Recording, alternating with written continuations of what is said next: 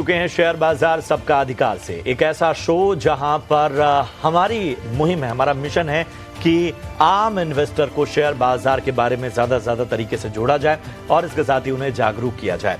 यही नहीं, यहाँ पर भी आप अपने सवाल पूछ सकते हैं और यहाँ पर अगर आपको शेयर बाजार से जुड़े कोई आपके बेसिक सवाल भी हो, कोई ऐसी बात हो जो आपको शेयर बाजार के बारे में समझ नहीं आती है, तो ऐसे सवालों को भी आप पूछ सकते हैं, हम उसके बारे में भी आपको जवाब देंगे यहाँ पर। लेकिन सवाल पूछने का तरीका थोड़ा सा अलग है। एक क्यूआर कोड आप स्क्रीन पर फ्लैश होता हुआ देख रहे हैं। इस क्यूआर कोड को स्कैन करते ही आप हमसे डायरेक्टली जुड़ जाएंगे।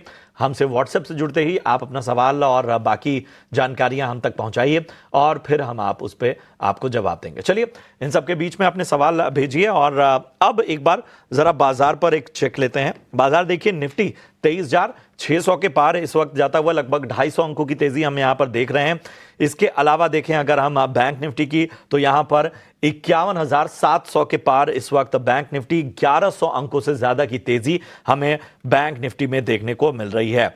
आज के अगर हम बाजार में बाकी पहलुओं को देखें तो देखिए, निफ्टी के टॉप गेनर्स की अगर हम बात करें तो कोटक महिंद्रा 3% ऊपर यहां पर। इसके अलावा पावर ग्रिड और एनटीपीसी ये भी निफ्टी के टॉप गेनर्स में शुमार हैं। यहां पर आप देखिए लगभग 2.5 से 3% की तेजी हमें देखने को मिल रही है। पावर क्षेत्र में काफी इस वक्त जबरदस्त तेजी हमें देखने को मिल रही है। इसके अलावा देखें तो बाकी फैक्टर्स की तो आप देखिए, रेलवे में भी आज रफ्तार देखने को मिल रही है। इसके अलावा जो सरकारी क्षेत्र है यानी पीएसयू बास्केट है, वहां पर भी खरीदारी लौटी है। चलिए, इन सब के बीच में जरा सवालों को भी अपनी चर्चा में शामिल करते हैं और श्रेयांश का सवाल लेते हैं और इन्होंने यूट्यूब पर अपना सवाल भेजा है। टीसीएस इन्होंने खरीदा हुआ है, इसके अलावा विप्रो की खरीदारी की हुई है और वोडाफोन आइडिया की खरीदारी इन्होंने की हुई है। एक बार मैं लेवल्स बता देता हूं। टीसीएस इन्होंने 3900 के भाव पे लिया है, विप्रो इन्होंने 290 के भाव पे लिया है और वोडाफोन आइडिया इन्होंने लिया हुआ है 7.81 के भाव पे। तो राजेश, आपके पास आना चाहूंगा, बताइए इन दोनों स्टॉक पे क्या नजरिया बन रहा है। दो नहीं, माफ कीजिएगा, 3 स्टॉक हैं, TCS, Wipro, Vodafone idea. TCS का लेवल 3900 3900, विप्रो 290 और वोडाफोन आइडिया 1500 शेयर इन्होंने लिए हैं ₹7.81 पे। जी, दोनों जो आईटी काउंटर्स है, टीसीएस और विप्रो, दोनों पे व्यू पॉजिटिव है। यहाँ से एक अच्छा खासा बाउंस बैक एक्सपेक्ट कर रहे हैं। ट्यूसडे के दिन हमने देखा था कि टीसीएस में एक बुलिश एनगल्फिंग पैटर्न देखा था एंड आज उसमें एक फॉलो अप बाइंग है, तो एक double bottom kind of structure भी है टीसीएस में। एंड आने वाले सत्र में हम एक्सपेक्ट कर रहे हैं कि ये जो 50 एक्सपोनेंशियल मूविंग एवरेज है, कहीं ना कहीं 3850 के आसपास, तो वो रिटेस्ट हो सकता है। तो 3500 के नीचे का स्टॉप लॉस रखे टीसीएस में व्यू पॉजिटिव है। सिमिलरली अगर आप विप्रो के बारे में बात करें तो विप्रो भी काफी अच्छे सपोर्ट पे एक बेस बन रहा है। 200 वीकली एवरेज पे सपोर्ट है एंड विप्रो में भी यहाँ से बाउंस बैक एक्सपेक्ट करें, पॉसिबिलिटी टुवर्ड्स 290। तो दोनों आईटी स्पेस काफी अच्छे है। वोडाफोन आइडिया में अगर आप देखें तो स्टॉक एक सपोर्ट पे ट्रेड कर रहा है। नवंबर के आसपास इन्हीं लेवल्स के आसपास ट्रेड कर रहा था, ₹7 के आसपास, एंड वहां से एक बाउंस आया था टुवर्ड्स 9 साढ़े 9। तो लॉन्ग टर्म के हिसाब से तो वोडाफोन मैं जनरली सजेस्ट नहीं करता, बट यहाँ से एक ट्रेडिंग बाउंस आता है, अब आ सकता है टुवर्ड्स ₹8 और ₹8.40। तो ट्रेडिंग बाउंस के लिए डेफिनेटली देख सकते हैं। नीचे में अगर आप देखें तो ₹7.10 का वोडाफोन आइडिया के लिए इमीडिएट एक स्टॉप लॉस के जैसे यूज कर सकते हैं। और चलिए आगे बढ़ते हैं और अगला सवाल हम लेते हैं यूट्यूब के हमारे दर्शक का और ये सवाल गोपाल पांडे साहब पूछना चाहते हैं और चलिए इनका सवाल है आईआरसीटीसी पर और 100 क्वांटिटी है इनकी, इन्होंने जो है 900 के भाव पर ख़रीदा हुआ है और अब ये कह रहे हैं कि इसमें आगे कितना रनअप है, क्या करना चाहिए, ये है इनका सवाल। तो चलिए, हमने देखा है यहाँ पर अच्छे खासे रनअप के साथ आउट परफॉर्म रेटिंग भी है इस काउंटर को बहुत सारे ब्रोकरेज हाउसेस की तरफ से। राजेश जी, फिलहाल जो रिपोर्ट्स आ रही हैं उसमें टारगेट 900 के लिहाज से ही रेकमेंड किया जा रहा है, लेकिन अब बताइएगा थोड़ा सा कॉशियस अप्रोच क्या शॉर्ट टर्म या नियर टर्म में अपनाकर चलनी चाहिए किसी स्टॉप लॉस के साथ? देखिए, ब्रॉडर मार्केट के साथ IRCTC में भी एक बाउंस बैक देखने को मिल रहा है। एंड अगर इसका पास्ट का डेटा देखें तो नवंबर 2023 में अराउंड इन्हीं लेवल से 650-700 के रेंज से बाउंस बैक आया था, जहां से ये स्टॉक 1050 एंड 1100 के लेवल्स भी हमें देखने को मिले थे। तो इन्हीं लेवल से लास्ट वीक से बाउंस बैक दिखाई दे रहा है। मे बी सिमिलर मूव नहीं देखने को मिले, बट यहाँ से एक फर्दर अप मूव देखने को मिल सकता है टुवर्ड्स 870 टू 880। तो फिलहाल के लिए होल्ड रखिए। लास्ट वीक एक मारूबुजो कैंडल बना था, तो उस मारूबुजो कैंडल का लो 680 का एज अ स्टॉप लॉस रख के होल्ड रख सकते हैं। जैसे मैंने कहा पहले 850 एंड 880 का टारगेट्स नियर टर्म में एक्सपेक्ट कर सकते हैं। और राइट, चलिए लक्ष्मीकांत जी अब आगे बढ़ते हैं और YouTube के हमारे एक दर्शक हैं नितिन, उनसे अब उनका सवाल है टाटा टेक्नोलॉजीज पर, और 650 शेयर लिए हैं, क्वांटिटी अपनी कह रहे हैं 1090 के हिसाब से। और चलिए फोन लाइन पर भी हमारे साथ नितिन साहब, नमस्कार, कैसे हैं? क्या सर, बढ़िया है जी मैडम। कहाँ से बोल रहे हैं सर आप? दिल्ली से। दिल्ली से बोल रहे हैं। सर बताइएगा, आप खासे परेशान होंगे जिस तरह से घाटा आपका गहरा गया है। हाँ नहीं, परेशान नहीं है, टाटा ग्रुप से सहमत है। बस ये चाहते हैं कि ये लॉन्ग टर्म रख सकते हैं, तो कितना क्या इसके अंदर स्ट्रेटेजी रखनी चाहिए? जी चलिए बताते हैं। लॉन्ग टर्म तो मतलब मैं कितने साल समझूं? 1 साल से ज्यादा का समय होगा ऑब्वियसली, है ना? हाँ जी, 1 साल से ज्यादा रख सकते हैं। और राइट, लक्ष्मीकांत जी आपके पास मैं आऊँगी, और काफ़ी फ्लक्चुएशंस काउंटर में 1145 का है हाई, और 626 का हमने देखा है, एक लो भी यहाँ पे टच हुआ है। लेकिन जिस तरह से हमने नेट प्रॉफिट्स और तमाम Q3 के रिजल्ट्स भी आते हुए देखे हैं, इनका नज़रिया हालांकि लंबा है, वो एक बहुत अच्छी बात है, लेकिन उसके लिए भी आप इनको कोई स्पेसिफिक टारगेट क्या रेकमेंड करना चाहेंगे? हालांकि इनका विश्वास है कि रिकवर हो जाएगी इनकी कॉस्ट भी, और मुनाफा भी होता हुआ देखेंगे इस काउंटर में। कई महीनों के डाउन ट्रेंड के बाद यहाँ पर मंथली चार्ट पर एक हैमर कैंडल का फॉर्मेशन बनता हुआ नजर आ रहा है टाटा टेक में। वहीं पर हम वीकली और डेली के चार्ट्स पे नजर डालते हैं तो वीकली के चार्ट्स पे बुलिश एंगल्फिंग है, और उसी की फॉलो थ्रू बाइंग हमें आज आते हुए डेली के चार्ट्स पर भी दिखाई दे रही है। तो ओवरऑल जो इंडिकेटर और जो ऑसिलेटर है वो पॉजिटिव सेंटिमेंट दिखा रहे हैं। हालांकि जो इनके प्राइसेस हैं वहां तक आने में ये स्टॉक थोड़ा समय लेगा, बट अभी अगर करंट लेवल्स पे हम इस पे नजर डालते हैं तो मुझे लगता है यहाँ से 800 तक के लेवल आने वाले समय में हम देख सकते हैं टाटा टेक्नोलॉजी में। वहीं पर जो सपोर्ट दिखाई दे रहे हैं वो दिखाई दे रहे हैं 630 के आसपास।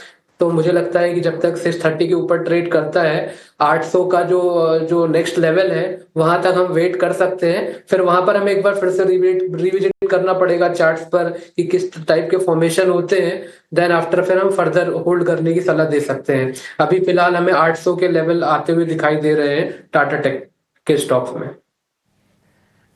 बिल्कुल, तो ये लक्ष्मीकांत जी की तरफ से राय आती हुई टाटा टेक पे इंपॉर्टेंट लेवल्स भी आपको दे दिए गए हैं। इसी के साथ एक और स्टॉक ले लेते हैं जो यूट्यूब से ही आ रहा है, काफ़ी लोग इस पे बात कर रहे हैं, गेल। अगर यहाँ पे हम देखें तो लगभग 4.5% की तेज़ी दिख रही है। दरअसल आज ऑयल एंड गैस शेयरों में काफ़ी तेज़ी दिख रही है, उसी में ही ये एक स्टॉक है जिसमें काफ़ी अच्छा उछाल आता हुआ नजर आ रहा है। राजेश जी, मैं आपके पास आना चाहूँगा, ज़रा गेल का स्टॉक देखिए। यहाँ पे हम देख रहे हैं कि काफ़ी अच्छा उछाल आ रहा है। काफ़ी समय से 174 से 176 के बीच में थोड़ा रेजिस्टेंस ले रहा था, 100 EM में भी इसके आसपास ही था, लेकिन आज कमाल का गैप अप देके ऊपर जाता हुआ नजर आ रहा है। तो बताइए, ये जो गैप अप है ये कितना सस्टेनेबल है? क्या यहाँ से और ऊपर तेजी दिखी जा सकती है?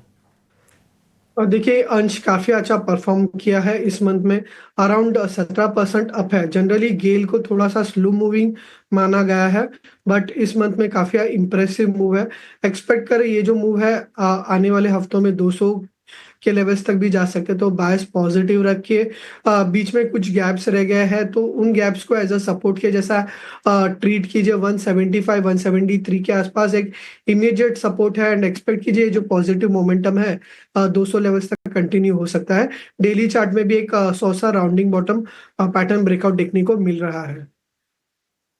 ये है गेल इंडिया पर आपको राय मिलती हुई। चलिए अगला सवाल लेते हैं, यूट्यूब से ही हमारे पास आया जसवीर का, और इन्होंने मारुति सुजुकी पर राय जाननी चाहिए। 16 शेयर हैं इनके पास और बाइंग प्राइस इनकी 12,150 की है। तो फिलहाल जो है इनकी खरीदारी ऊपरी स्तरों की है। नुकसान यहाँ पर, हालांकि चूंकि इनके भाव के से थोड़ा ही नीचे है स्टॉक का, तो यहाँ पर नुकसान सिर्फ 4,770 रुपए के आसपास का होता हुआ। लक्ष्मीकांत जी, मारुति सुजुकी है तो ऊपरी स्तरों की बाइंग, लेकिन बहुत ज्यादा नुकसान नहीं हो रहा है। बताइए क्या राय बन रही है। आज हम देख रहे हैं कि स्टॉक में 1% की तेजी भी देखने को मिल रही है। पिछले 5 ट्रेडिंग सेशन में भी एक मोमेंटम हमें देखने को मिला था कि काफी लंबे समय की गिरावट के बाद यहाँ पे एक बेस फॉर्मेशन बनता हुआ दिखाई दे रहा है डेली के चार्ट्स पर। 11,400 से लेकर 500 के स्ट्रॉन्ग बेस दिखाई दे रहे हैं। हालांकि जहां पे इनकी खरीदारी है 12,150 200 के आसपास, वहीं पर भी एक रेजिस्टेंस भी दिखाई दे रहा है। बट ओवरऑल मुझे लगता है कि वो रेजिस्टेंस को ब्रेक करेगा मारुति आने वाले समय में, और जब 12,200 के लेवल्स निकलेंगे तो वहां से फिर हमें 12,900 से लेकर 13,400 के लेवल्स हम देख सकते हैं। सो ओवरऑल स्ट्रक्चर बुलिश ही दिखाई दे रहा है। मुझे लगता है कि 11,400 के साथ ये होल्ड करके चल सकते हैं, और जैसे 12,200 के ऊपर ब्रेकआउट आता है तब हमें ऊपरी स्तर दिखाई देंगे toward the levels of 13,400 in Maruti. Alright, चलिए तो लक्ष्मीकांत जी की ये राय आती हुई मारुति सुजुकी पर।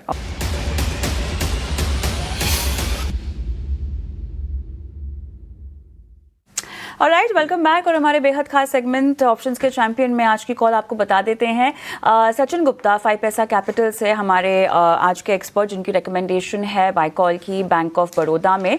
और ये आपको रिकमेंड कर रहे हैं 10 रुपये के टारगेट के लिए। इन्होंने लगभग 8 रुपये के आसपास की खरीदारी की रिकमेंडेशन जो है वो दी है। लक्ष्य 10 का है, स्टॉप लॉस आप 6.75 का लगाएंगे, और इनके आकलन के मुताबिक जो अधिकतम मुनाफा है वो 5850 का, नुकसान यहाँ पे 3656 का ये आपको रेकमेंड करके दे रहे हैं। तो बैंक ऑफ बड़ौदा आज की पिक है सचिन गुप्ता की। और लगे हाथों एक रिस्क डिस्क्लोजर भी आपको दिए देते हैं, क्योंकि एफएनओ ट्रेडिंग में अधिकतर लोगों के हाथ जले हैं, नुकसान हुआ है, इसीलिए बड़ी ही सावधानी के साथ आगे बढ़े एफएनओ ट्रेडिंग में। हम आगे बढ़ते हैं और चलिए अब वक्त हो चला है हमारे बेहद खास सेगमेंट टैक्स बचाओ आंदोलन का।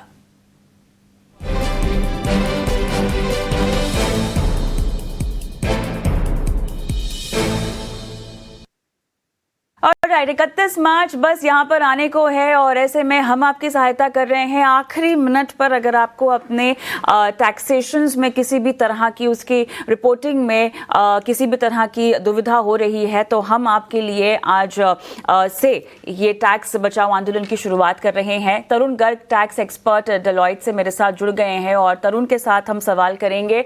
तरुण, बहुत बहुत स्वागत है आपका इस खास पेशकश में।